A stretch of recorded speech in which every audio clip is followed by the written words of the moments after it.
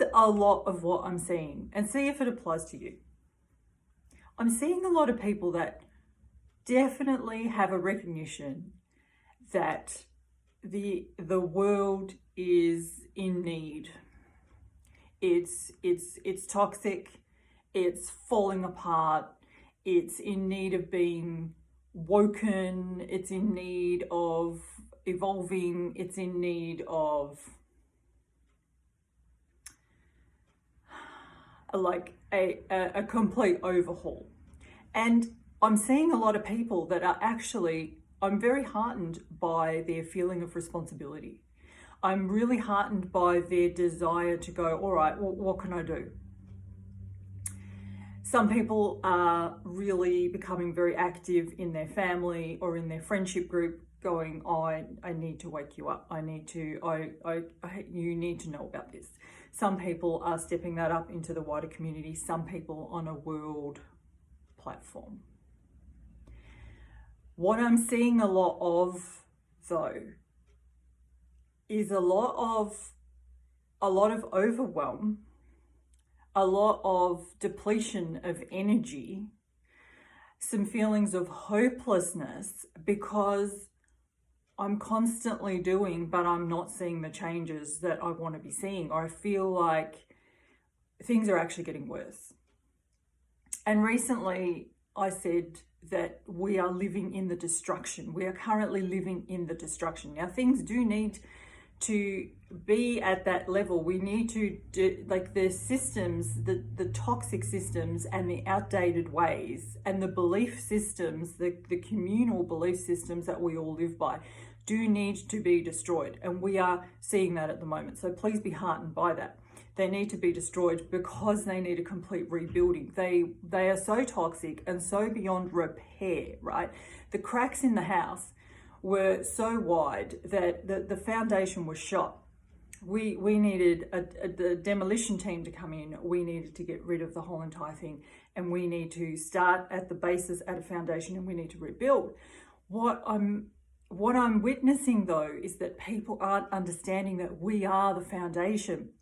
Individually, each one of us is the foundation, and what we're going to build can only be as strong as the foundation. And so people have this desire and this yearning, let's do it, let's get onto it, let's move things along, while they themselves are either stuck or don't recognize that the work is predominantly inner. What if 90% of the stuff that needs doing is on the inside, and then the 10% that you bring to the outside is all you ever need to bring? There's no need to be so exhausted by what's happening on the outside. Your work lies predominantly in here. People, I'm really understanding that people are not realizing that the group can't be healthier than the individuals. And so I want to give the example to you of the body. You only need one cell to go rogue. You only need one cell to go rogue to feel sick, right? So imagine if we're all making up one entity, we're all individual key pieces of a whole, but we are not the foundation that we want to build on, right? We need to be the things, we need to be what we want to see. If you want the world to be more compassionate, then be that compassion. It doesn't work the other way around. It doesn't work if I say to you, when will you stop being frightened? And you say, well, when I'm guaranteed that I won't be forced to have a VX.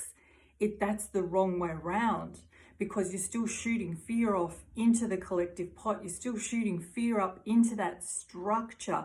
So even as it's crumbling, while we're laying the new foundation, it's still got too much fear in it. And if you want to know what it has too much of it in it, just connect into the outside.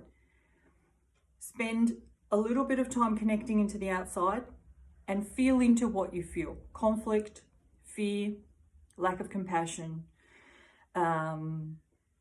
whatever, all the things, right?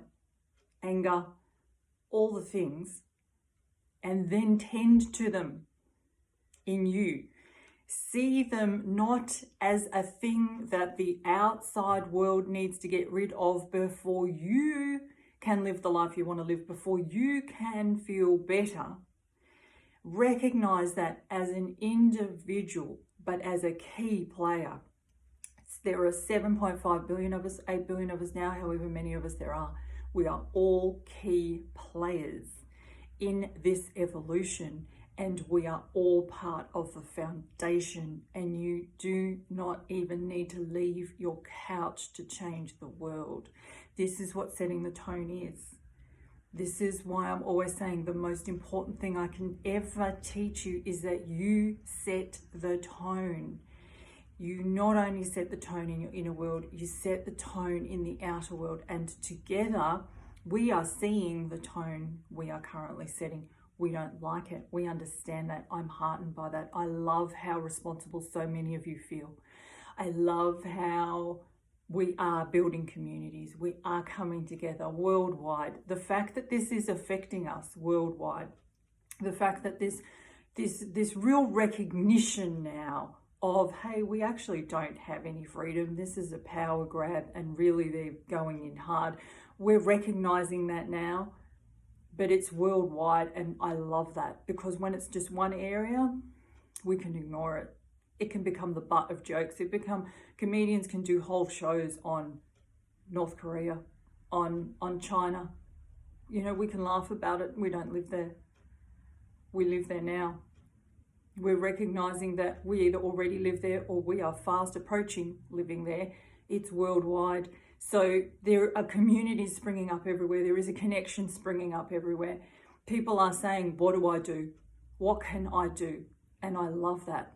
And I would say today, understand that what you can do starts in here, and in your life ends in here. In your life, your experience of this whole thing, your contribution to the whole comes from who you are. You are a piece of the foundation. So spend today getting really conscious about, what am I adding to this pot? Where do I buy into it? Where am I buying into the conflict? Where am I continuing to shoot that toxicity up, that we're actually in the time of destruction, and we recognize we don't want to bring it into the new building. Right, much love.